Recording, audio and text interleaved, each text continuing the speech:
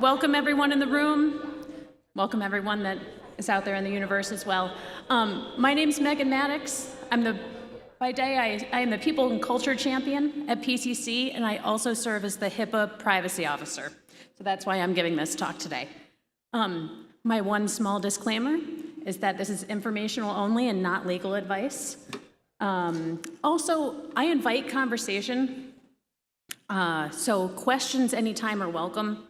I like the interaction. Also, my last disclaimer is that some of this is new. One piece of legislation that I am going to talk about just moved to the House of Representatives on June 25th. So I may not be fully versed in stuff, but please tell me what you want to know so that I can give that back to you in the next months and years. All right, let's do it. So our session goals today are to learn about recent updates to HIPAA, learn about security threats and how to keep your practice and patients safe, and then some share time. What do you do in your daily life to keep up with security? All right, agenda, HIPAA, past, present, and future, security, and again, share time. All right, so we'll start with HIPAA. So the past, I actually will go through this pretty fast, but HIPAA's almost 30 years old. It was first passed and became law in 1996. So we all know it, we love it at times and don't love it at times. Its overall purpose is to improve portability, accountability, protection, and confidential handling of PHI, we know that. It's made up of a slew of rules: privacy, security, enforcement, breach notification, some high-tech updates were in there, omnibus, and then one we'll talk about today, which is a recent FTC final rule. All right, so these are reminders for you. They're out on learn.pcc.com, but BAAs with all of your business associates, privacy and security policies for all of your staff. One of the things I'm going to say over and over is that security training is not a one and done. It's a constant being vigilant, reminders and such. Signed training forms for all of your staff, privacy policies for your patients, of course. Visitor logs. So when people come to your office and they're fixing the sink or something, they need to sign in. So there's record of it. Disclosure and documentation protocols, and then also audit logs and PHI access protocols. People only need to access to things to get their job done properly and nothing more. You should all be completing an annual security risk assessment. And there is a great tool that walks you through it on it's a very long name, Office of the National Coordinator for Health IT, also affectionately known as the ONC. I'm happy to send the link out too, or maybe I'll put it in a chat, if I have a chat, in the app after this. But it walks you through, you should be doing it, it identifies risks, and you should be doing that annually. Because if something bad were to happen and you were investigated by the Health and Human Services, they're going to look for that kind of risk mitigation, proactiveness from you. Another plug for pcc.learn.com. And then there is a to-do, which I'll talk about more later, but your notice of privacy practices will have to be updated with new information by February 16th of 2026, and this has to do with a reproductive health protection final rule that also came out. All right, let's keep going. So now we'll get into HIPAA future. We'll talk about data privacy protection proposed legislation. So this is not healthcare specific, but this is a much broader consumer, all of us, and everything that we do. The Reproductive Health Privacy Office for Civil Rights final rule, that's the one where you're going to have to update your notice of privacy practices. And then a new breach notification rule from the FTC. All right, so I guess I'm jumping back in time a little bit. In 2022, a piece of legislation was introduced called the American Data Privacy and Protection Act, but it was stalled because it would have watered down existing state-level legislation. Like California, they have some top-notch privacy laws. So that just fizzled right out. So we have a new one. The American Privacy Act Privacy Rights Act of 2024.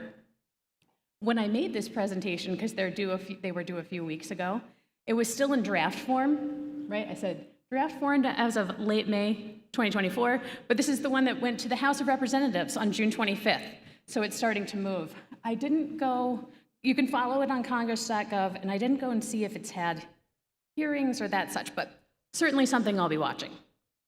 So this is, again, at the federal level, national level, privacy and security standard that aims for us to control our own personal data. It aims to make privacy a consumer right, give customers the ability to enforce that right, and it would control over where their information goes and who can sell it. Minimizes the data entities can collect, keep, and use. And I'm going to try not to say this over and over, but this is going to go through revisions depending on how far it makes it through our government. So this is as written right now. Entities would have to obtain consent prior to transferring or selling sensitive data. Consumers would have access and the ability to correct data companies have. Individuals can opt out of targeted advertising, and it also includes minimum data security standards to protect data from being compromised. So definitely one to watch. Again, not necessarily healthcare related, but healthcare data being in that bubble of all of our privacy. All right, the next one is from the Office for Civil Rights. They live within the Department of Health and Human Services, and it is a final rule that is out around reproductive health care. So final rule was published on April 26th, and this just went into effect on June 25th. There's numerous other compliant dates when things go into effect, so I'm not necessarily going to go into detail there. But again, I think, is this the third time I've said it? You're going to have to update your notice of privacy practices to comply with this. So the final rule requires covered healthcare providers, plans. I'm getting feedback. Are you all getting feedback? Do I need to move? Oh. Tell me when to talk again. Oh, that's way better. Okay. I feel like I'm not echoing in my own ears. Whew. All right, so the final rule requires covered healthcare providers, health plans, and healthcare clearinghouses, so all the entities under HIPAA, to revise their notice of privacy practices to support reproductive healthcare privacy. And I will work with our education team to get more info up on learn.pcc.com. So why, you ask? Why is this happening? After the overturning of Roe v. Wade via Dobbs, Department of Health and Human Services and Office for Civil Rights they wanted to do something to protect those who are seeking and those who are providing reproductive health care. So it makes changes to HIPAA to protect women, their families, and doctors this is going to sound a little legally, by prohibiting the disclosure of PHI when it is sought to investigate or impose liability for seeking, obtaining, or providing legal productive health care. So to do that, the rule limits circumstances in which people can request data. And if I'm just going to put this in regular words, if someone travels across state lines to a state where it's legal to have an abortion, people have to have a valid reason and HIPAA related to obtain that information. So it protects both the individuals seeking that reproductive health care and those who are providing it. All right. Next one, we've seen coming for a long, long time. It's going to hold up my watch and my phone and everything else that we have on us that carries what is now health information on our Fitbits, our Apple Watches, those kinds of things. The Federal Trade Commission has a final rule that came out around breach notification. So this final rule, it was a busy day for Health and Human Services on April 26th. So this final rule was issued. There's always a standard date, it's usually 60 days after. That's why this final rule also has taken effect on June 25th. And the intent here is really to keep regulations up to date with technology. So the final rule now includes health apps and other technologies, because remember, HIPAA, you have to be a covered entity, the providers in the room. You create the PHI, or a business associate, those who treatment and payment operations, TPO. So we're considered a business associate of you. So this expands that to other entities that hold our health data. The government generally does this by modifying definitions. There's a lot of words on there, so this is good for you to have as a reference later. They modify different definitions to accomplish this by expanding said definitions. It also provides clarity in terms of what a security breach is. So in addition to notifying the Department of Health and Human Services, the FTC, or Federal Trade Commission, is now requiring notification to the same, when the consumers are notified, they're going to be notified too. My editorial on this, in my notes it says, Megan editorial, this is wonderful in all caps. Because we have data everywhere. So we've been talking about this coming, and it's really lovely to see further protections. Ooh. Was that a bias? Oh, are we good? Should I keep going? Mood lighting. Okay. I mean, regulations is exciting, right? Okay. All right, let's go. All right, let's scoot over to security stuff. My tagline during this section will be to always go to the source and believe your friends, but don't even always believe your friends. So even if, say, I'm expecting something from my bank and they send me an email, it's still, you're going to protect yourself more if you go to the bank directly. And I have an example of where something very unfortunate happened. So where we live up in northern Vermont, we have the University of Vermont Medical Center, and they experienced a cyber attack in October of 2020. So an employee was on vacation, and they used their UVM-issued laptop to open an email from their homeowners association, like unfortunate anyways. But the HOA had already been attacked. So malware was installed on this employee's PC. Then they go back from vacation and return, plug it back into the UVM network, and voila, it's the entire network was infested. They unfortunately had to completely rebuild their infrastructure. I didn't put the timeline in here, but I know my nurse friends at UVM were having a really tough couple months. They had to restore their data from backups. The cost estimate was 40 to 50 million, and obviously patient care was impacted. And just like if we think about the market, University of Vermont, I mean, all of Vermont is under 1 million people. So that's a tiny market, and these things are happening regularly, unfortunately. So again, we want to stop it before it starts. Regular training, preventing anything from malicious accessing your network is key. So next, I'll go through some common types of ways that bad actors can and do gain access to networks and devices. And here's my joke: don't work on vacation, right? I don't know why they were, home. It just seemed unfortunate all around. Okay. So still, this was like the advent of security, and it's still one of the most common forms and ways that bad actor infiltrate is phishing. So what is it? It's social engineering to gain access to your device by getting you to open that attachment or click on a link or interact in some way. It works because malicious software is downloaded to a device or a network when that end user clicks that link, opens that attachment. And the attacks aren't always immediate. They can lurk, they can sit in the background. You may not know that they're there. So I guess that's my plug, to always check your backups and test them.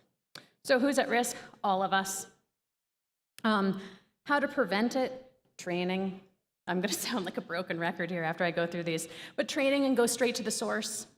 Look closely at links too. So, I do have it down there at the bottom. So Citibank and Citibank, change one character to Comic Sans or something, and if you're going fast through your day, you might not realize it. So also some reminders for spotting phishes. Verify that sender address. If you hit reply, don't actually click on anything. But if you hit reply, the email address changes, that's a dead giveaway. Look for the typos or other things that might be off. Be wary of anything too urgent, anything that's lots of capitals. The point here is to trigger an emotional response, and then you bypass logic and reason, like, oh my gosh, my bank was compromised, I have to answer this. Go to the bank. hover over your mouse, and you can also see the hyperlink, the tool tip, I think is what's that called. See what's actually going on. Trust your gut. If something feels too good, it probably is, and if it feels bad, it probably definitely is too. So what can you do to prevent this? Also, keep your browsers up to date. Keep your devices up to date. Reboot your devices regularly. I am guilty of this. But reboot regularly and always check your source. Just want to pause and see if there's any questions or anything as I'm going through these. So I'm going, and am I talking too fast too? Okay, good. Because I get a little yes. Would you mind going to the mic? Click that link, and then go, oh, shoot, like. Is there any undoing? This is why I asked my coworker Tom to be here. Thank you, Tom. You know, you figure out that like that it's the bank with an A as you're clicking, and then you don't open it up any further, but you did that first little step. Which is sometimes all it can take. Is there anything to undo it besides like wipe your computer? Well, it depends what happens. Sometimes nothing happens. Well, nothing happens. Right. I mean, if you click on the on a link inside a phishing email, as long as it's not a download or you haven't entered credentials in something, then there's probably nothing that you will need to have. Right? Yeah. But if you keep your antivirus up to date, it should protect you from most anything. Awesome. Thanks, Tom. Please. So maybe I'm getting ahead of myself here, but so I totally agree with the don't click on things that are suspicious, et cetera, but things happen and people click on stuff. So if the worst case scenario, if there's a malware on our computer, would that ever affect our medical records, the PCC records? Maybe you're going to get to this. And also, how would it affect, if it doesn't affect the medical records, I really don't, it could, I guess, take down what we have in the office, but that's not as really important. And also, I want to tell you that I had a personal experience. A couple of weeks ago, I got an email from one of our providers, our therapist, saying, hi, I need to change my direct deposit bank account information, let me know how to do that or something like that. And then later on in the day, hey, just want to figure out if we can do this today or something. So then I was busy, so I screenshotted and I said, Diana, did you send this? And she had no idea, right? So that actually happened to me a couple weeks ago. And another story is my IT guy works for a big company, and somebody called someone in their HR and said, hey, we're your payroll company. You have to change your routing for your payroll. And this person was this close to changing the routing number, and that would have been an entire $500,000 payroll. They were this close to giving that information. So anyways, that happens. Yes.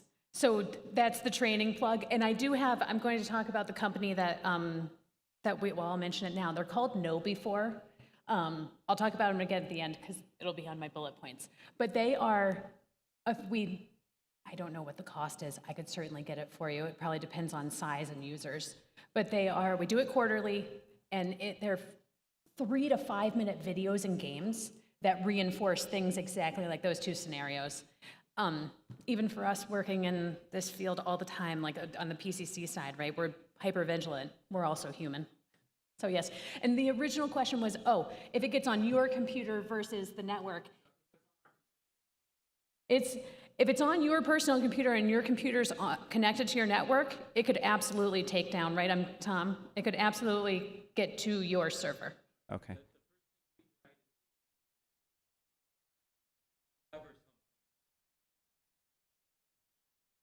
Oh, sorry. Thank you, Tom. Maybe I should just stand over. The first thing we try to do when we discover something like this has happened is we immediately try to isolate the computer off the network altogether. And the best way to do that is simply to unplug it or remove it from the wireless network. As soon as you think, no, something's wrong. And if you're wondering about the PCC one, could be vulnerable, but not in a way that a lot of these other attacks happen because of what we run your system. And if it's in Google Cloud, probably not at all. Oh, right. Right, it's, when I give my new higher HIPAA training to new PCCers, I always say, because we have had a laptop stolen out of a rental car for someone who was traveling, and it says, I will have to write a report, but what really matters is getting that computer off the network and cutting off access as soon as possible. So yes, sometimes the most simple thing, unplug it. Shut it down and unplug it, yeah. Does that help? Okay, cool. All right. Oh, you're going back to your seat. Okay. All right. Just like phishing, or, well, this one's a really hard one to differentiate from my tongue. Voice phishing. We're just going to say that. So this is phishing over the phone or the voice. You just had a perfect example. Well, I don't know if that's not the right lingo to use. You just had an example of this where someone called about payroll. So it's a scammer, bad actor, bad person, pretending to be a trustworthy source to get access to systems or data. The point is to get you on the phone and start talking. They could be robocall or automated messages requesting a callback. You ever had warranty issues? Right, like that are not real. IRS, banking, tech support. So this is, again, that they're prying on the vulnerability. Warranty-related issues with your car or home, something else high-priced, close to your heart. IRS, I mean, that's scary, right? People pretending to be the IRS, claiming some tax fraud or late fees. The whole idea is to get personal information from you and then take your money. Banking, tech support. Maybe they know you have some sort of Apple device and they pretend to be from Apple. And the really unfortunate other common one is charities. People pretending to be a charity. So who's at risk? Everyone. Older generations like me, Gen Z, and I justified this as I was making my notes earlier today, likely because we probably have a lot more accounts out there in the world than like my 14-year-old does. So we have more exposure. It's the laws of probability kicking in. How to prevent it? Don't answer calls from people you don't know. Again, go straight to the source. So someone calls and says, yes, question. Someone says you have an IRS problem, say, okay, thank you, and then go to the IRS. Yes, is there a question on the chat? Yes, we have a question on the chat, and just funny enough, vishing happened to my husband.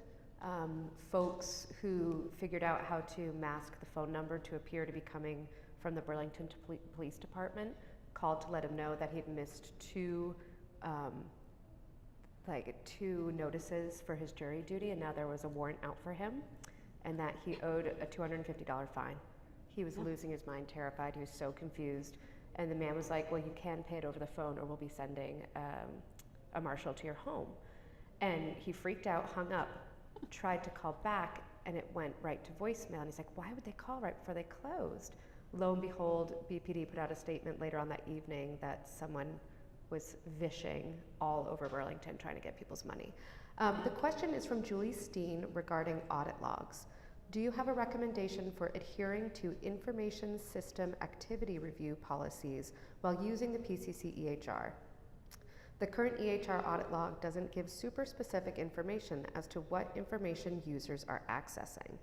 We have a very small practice where all staff has permission to access all of patient charts.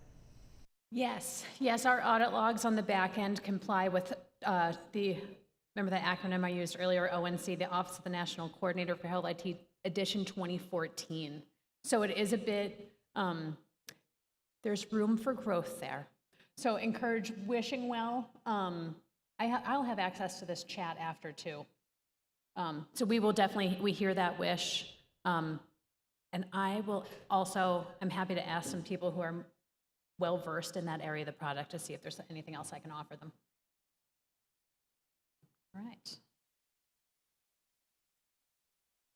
All right, next one, credential stuffing. So this is using stolen usernames and passwords from breaches. So let's see, I already said that. To log into other places, usually in an automated fashion. So stolen credentials come from data breaches in sites like Facebook, LinkedIn, Sony, many other places. Bad actors purchase these in bulk and then use automation to access sites. Who's at risk? All of us. I've definitely received that random email that someone in a state far, far away from me tried to log into my Netflix account. That's this.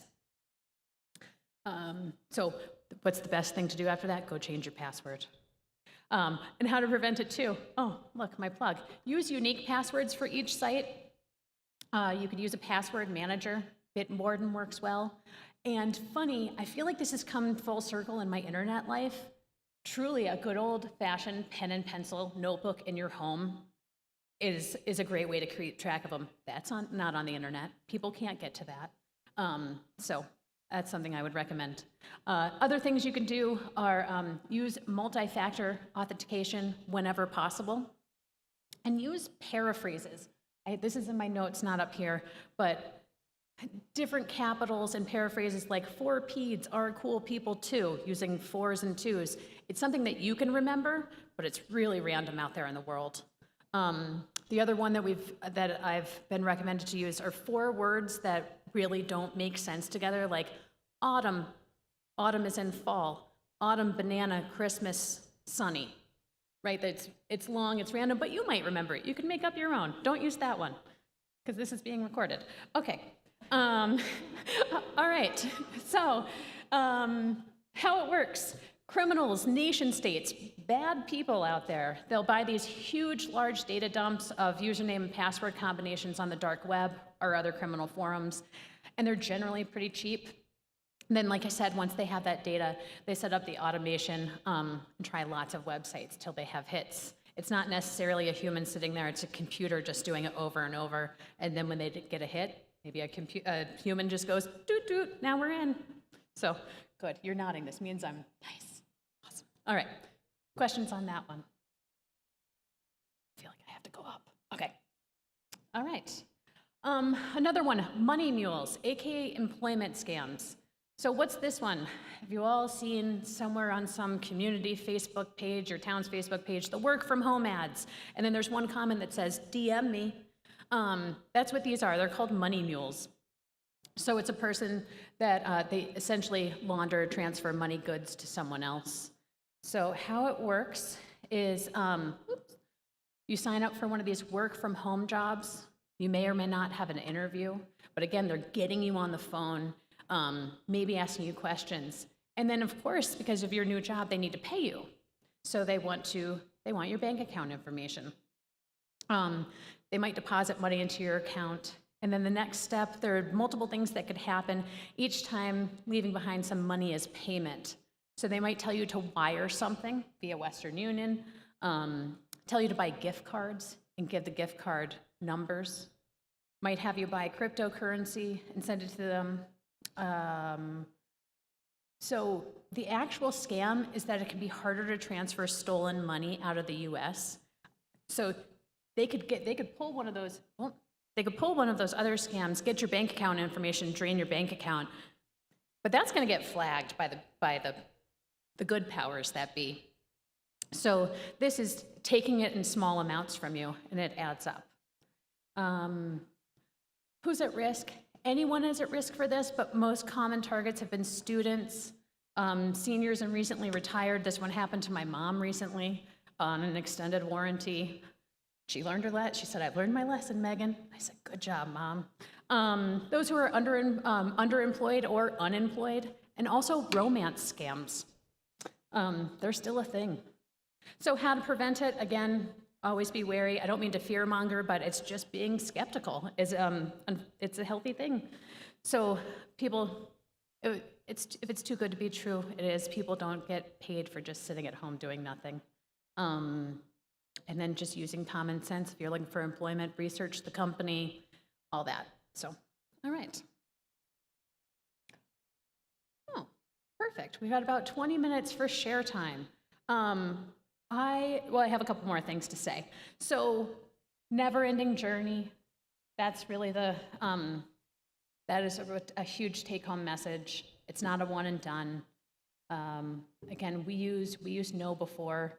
I mean, sometimes the gentleman that does this for our company, he picks out, they're actually kind of entertaining. Like there was a Jeopardy game once or a cartoon at the airport. It's cheesy, it keeps you engaged. And I hope you're all engaged, but it's unlike this where you're just listening to someone. You're doing it on your own. Again, we do it quarterly. So it's all about protecting, the alerting and awareness, and tactical, keep your machines updated. So open for comments and questions, and I wanted to somehow have you all share, what do you do with your staff? Maybe a show of hands. How many of you do regular security training? And don't be ashamed if you don't. Oh, good. All right. And then lots of hands down, too. So this is it's no before, remember. Would anyone that raised their hand be willing to share what you do for security training with your staff? Yes. Would you mind coming up to the mic, please, and thank you.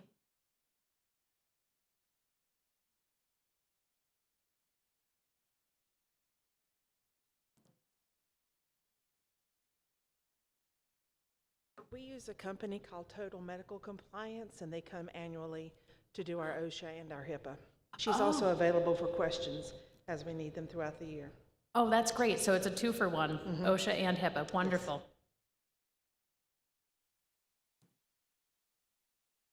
How about other folks?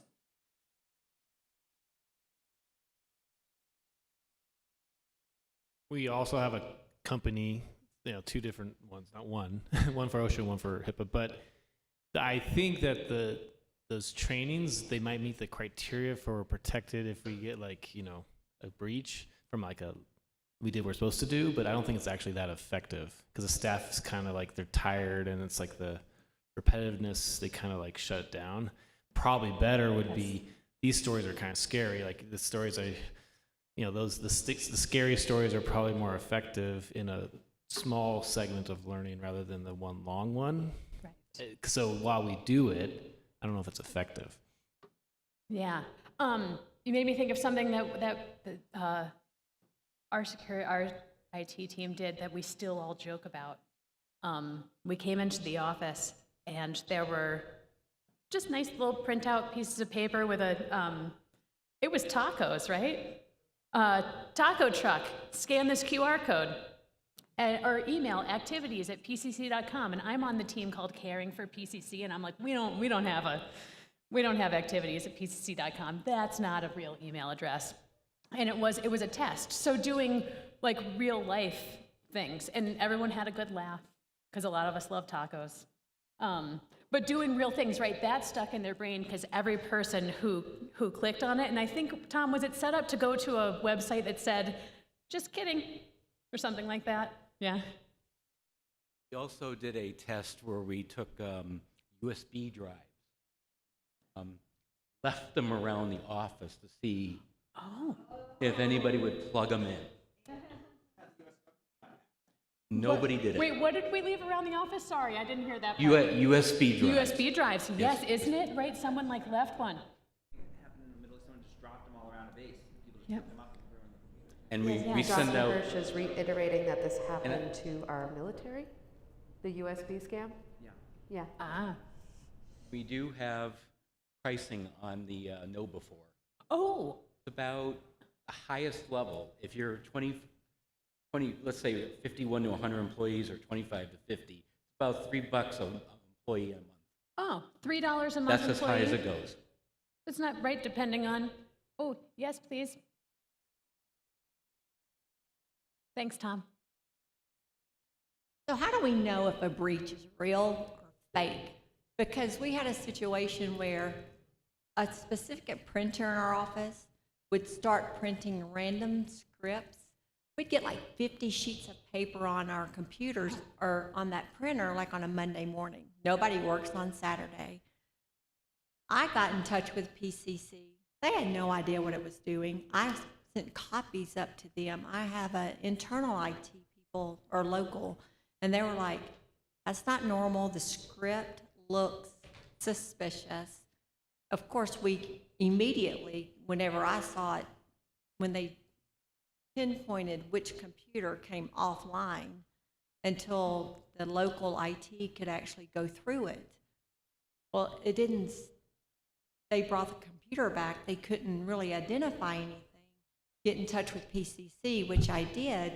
This is the issue, is, I mean, we have to the time it took to get that response been completely infected. Right. Trying to figure it out, but we're still like, is it coming from that computer? Because now that computer's been removed again, and we had it happen. So now it's been linked to another computer. So there's some script issues going, don't know what it is. It's resolved now, I hope, because I haven't had any more, but that doesn't mean it's not going to come back on Monday when I get back. Right. We were just talking about if someone could just make a printer that works properly and all the time.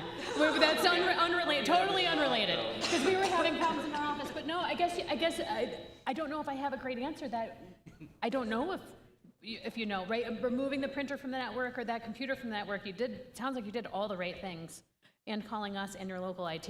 Do you have anything else? I know I wish I had a better answer for you. And I hope it doesn't keep happening. Maybe. It could very well be. I know. Maybe fire that printer for a week and see if it happens somewhere else. I don't know. Oh, it wasn't just one. My printer joke was so good.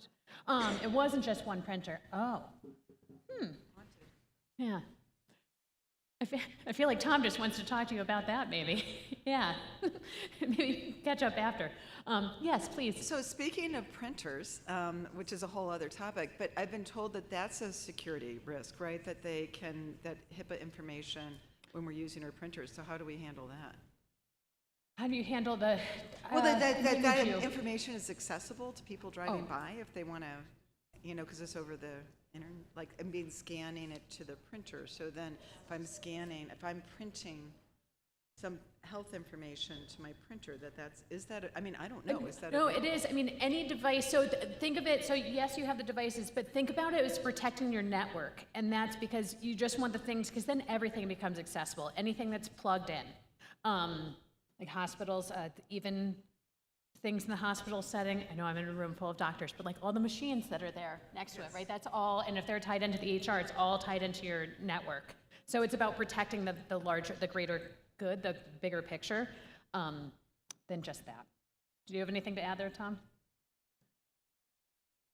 Are you referring to things being left on the printer and somebody could come by and scoop it up and do something with it? No, that I have a cousin who's an accountant. It's like you should never use your printer for anything that has anything. There were some. Your accounts and whatever. Like he's just very suspicious. There were some issues with web printing, which I know that our system does not use. Okay. If you're printing out of the PCC EHR in that regards, I would not be suspicious of anything like that. Well, I'm just suspicious of printers in general. Well, who is it? They're like possessed by something. Clearly printing out pages. Yes. For those of us who are participating in a clinical document exchange like Care Quality, because we're very, very small, and I'm about to be connected to very, very big hospitals, and that scares me. How do I estimate the increase in that risk, and how do I protect myself from it? There are, within those document exchanges, there are definitely security protocols and standards, and I'm going to go to the certification side for a moment. I can't think of a reason why a hospital wouldn't, because they accept Medicare, wouldn't be subject to or completed voluntary certification with the ONC at a large level, and they would have security protocols in place. So yes, it's.